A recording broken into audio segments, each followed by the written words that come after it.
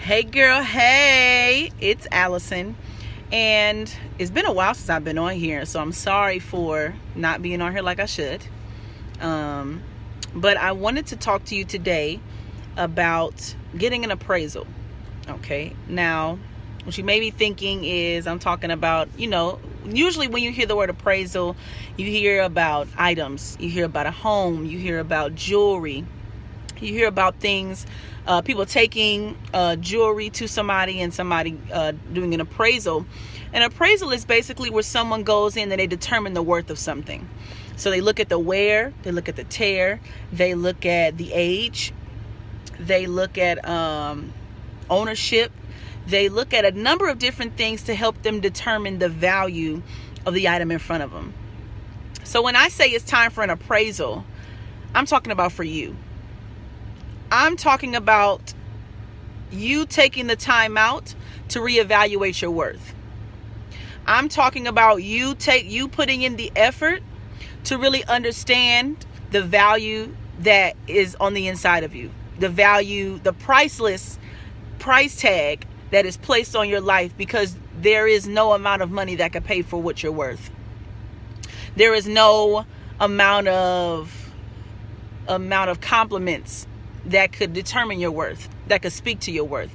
Nothing on this planet can help you determine your worth except you. And you have to begin to go in and analyze the wear and tear on yourself.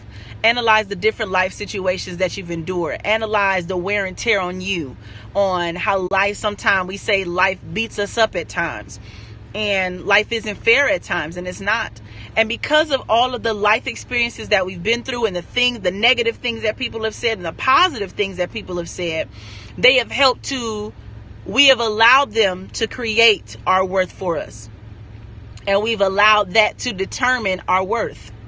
We've allowed that to be what says how much we're worth and what our value is.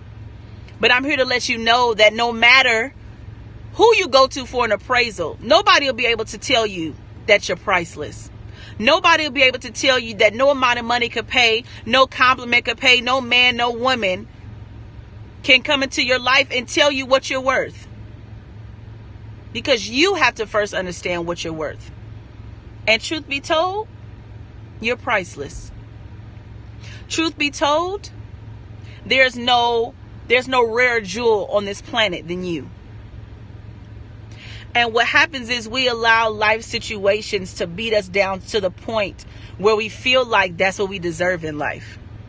And that's where we start to play dangerous when it comes to our everyday lives, when it comes to the way that we walk this life out. And we get into relationships and we stay in bad relationships and bad friendships and at bad jobs, all because we think that's what we're worth. We think that's what we deserve. We think that we won't get anything better than that, because that's that. If we did try to get something better than what we're getting right now, we wouldn't be worthy of it, because of what we've let life and we've let people tell us we are worth. We've let the world tell us what beauty is. So we think that we're not beautiful.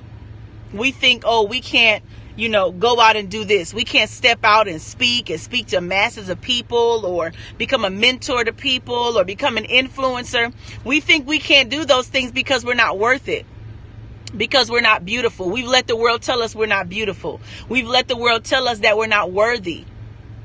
That's what we've let the world tell us for so long, and let people, even family members, tell us for so long. We've let them decide for us what our value is. And because we've let them decide for us, now we're walking that out as our truth, and it's not. It's a lie. I got on here before and talked about the lies that you're telling yourself. And one of the reasons that we're telling ourselves so many lies is because people haven't spoken the truth to us. And even if they did, based on the belief we have for ourselves that we've already built up for ourselves, and comparing ourselves to other people and what we think we cannot do, or what somebody may do better than us, we've let that determine what our worth is. So even if somebody pays us a great compliment, we don't always believe them. Or when people do pay us a compliment, we don't let that be a bonus in our lives. We let that be the definition for who we are. I tell people, part of my story, I wanted to be an opera singer. That's what I wanted to do. And all through the second part of high school and through my undergrad years and a year and a half of graduate school, I was determined to become an opera singer. That's what I wanted to do. But before I got into high school, I liked performing, but it wasn't something I wanted to do for the rest of my life. I said I wanted to be a nurse. I said I wanted to be a doctor. I said I wanted to be a veterinarian. Those are the things I said I wanted to do, just exploring. But one day in high school, because I didn't know my worth yet, because I didn't know my purpose yet, because I didn't know what I was born for yet, when somebody said to me, "Oh, wow, you can sing. You should keep doing that." And more people joined in. "Yeah, you're good at that. You should keep doing that." But because I didn't already have confidence in myself and what I wanted to do or who I was or what I was put on this earth to do, I let what other people said was good for me determine what I was going to pursue in my life. So I saw, wow, people support me in singing. I think I'm going to do this. Wow, I'm getting popular because I can sing. I'm going to keep doing this. This is what everybody's complimenting me over. This is why people want to meet me. This is why people want to be my friend. I'm going to do this. And so all throughout high school and college and 2 years of a year and a half of grad school, that's what I did. I did music. And I was lazy with it. I didn't practice like I should have. I didn't put forth the effort like I should have. My grades were not that great when it came to music classes. I was really just trying to force this thing out. And it wasn't that I couldn't sing. I could sing. It wasn't that I couldn't sing. It was just that I didn't want to put in the extra effort that I needed to put in to become a professional at this thing, to become a high level at this thing, till I got to graduate school. And my first year of grad school I had was called nodules, right? So nodules are like these like calluses on your vocal folds, not cords, folds. You just learn something new. And so I couldn't sing the way I wanted to sing my first year of grad school. I thought I was going to go to grad school, be killing it, be singing the solos, getting lead parts. No, my voice was on shutdown mode. But because I had let my singing determine who I was and determine my value and my worth, in that moment in time when I could not sing, I did not know who I was. I did not know my value anymore. I didn't know my worth anymore. What was I good for if I could not sing? Because I had put so much in that and I let that define me. When it was taken away from me, I had no definition of who Allyson was anymore. So I started to search. I'm like, okay, who am I? What am I put on this planet to do? I don't even know.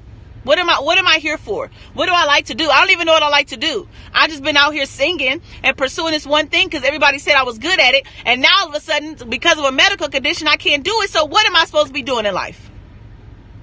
And that's what I came down to. And then when my voice did come back and I started to pursue it a little bit more, part of me still didn't want to do it.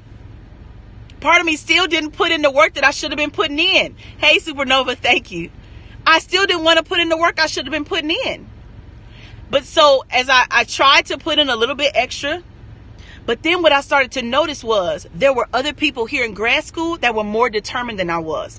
These people were in the practice rooms day and night. They carried their music around with them all the time. They were in their books all the time. They had study groups all the time. And I didn't go to them. I was not in the practice room. I would go and practice right before my lesson so I wouldn't get in trouble with my teacher.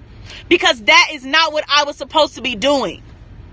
That was not my worth. But I put everything into it. I put all of who I was into it because I thought that's who I was supposed to be. And when it was taken from me, I didn't know my value. I didn't know my worth anymore. Some of you are in the same situation. It's time for a confrontation. You have been pursuing something. You have been living something. You have been doing something for years because somebody said you're good at it. And I'm here to give you a BOL, I can't even think of what BOL stands for. Breakthrough out loud. Lisa Nichols says that. I'm here to give you a breakthrough out loud. Just because you're good at something doesn't mean that's what you were put on this earth to do. Whoop, I said it. Just because you're good at something doesn't mean that's what you were put on this planet to do. So what you have to start doing is going back and re-examining why you're doing what you're doing. Why are you so invested in this one thing? Is it because that's what people told you should be doing? Is it because that's where you felt like you were getting your worth and your compliments from? Is that where you felt like people were talking about you were beautiful or you were great at doing something? Is that the only reason? Because you may need to reevaluate. You may need to go back and figure out what you're actually supposed to be doing on this planet. Because what happens is we end up living out of purpose for so long, we don't know what it feels like to live in purpose. We don't know what it feels like to live in purpose anymore. So we end up lost. We end up looking around trying to figure out what we're supposed to be doing in life. We end up being somewhere presently in a body, but mentally we are not there. How many of you have ever been around a bunch of people that are in your sector, that are in your business, that are doing what you're doing, but you still felt so alone? Secret moment. That's not where you're supposed to be. You should be somewhere else. And deep down inside, you know that. Deep down inside, you know you're supposed to be somewhere else. Your value and your worth lie in something else. So it's time for us to do an appraisal on our lives, on ourselves. It's time to go and reevaluate the bumps and the lumps that life have given us along the way. And it's time for us to redetermine our value and redetermine the value of things that are around us. Thank you. So he said, for real. Yes, it's time. It is time. I'm here. I can help be your appraiser if you want me to. Because the first thing I'm going to tell you is you're priceless. The first thing I'm going to tell you is there's nothing on this planet, no compliment, no negative comment that could give you value. The positive comments should be a bonus in your life. The real meat, the real prize, the real amazing thing. I can't think of a word to say. The real prize in this life is if you believe it for yourself first. That's all. Everybody else is extra. Everybody else is extra. Every other compliment you get is a bonus.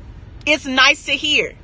But it doesn't add to or take away from who you already know you are supposed to be. So it's time to do an appraisal. And I'm here to already let you know you're priceless. I'm here to already let you know you're great. I'm here to already let you know that your life matters. I'm here to already let you know that you are amazing beyond what you could even imagine. Beyond what you could see or think. But it's time for you to see that. All right? I love you. I'm here for you. It's time to do an appraisal.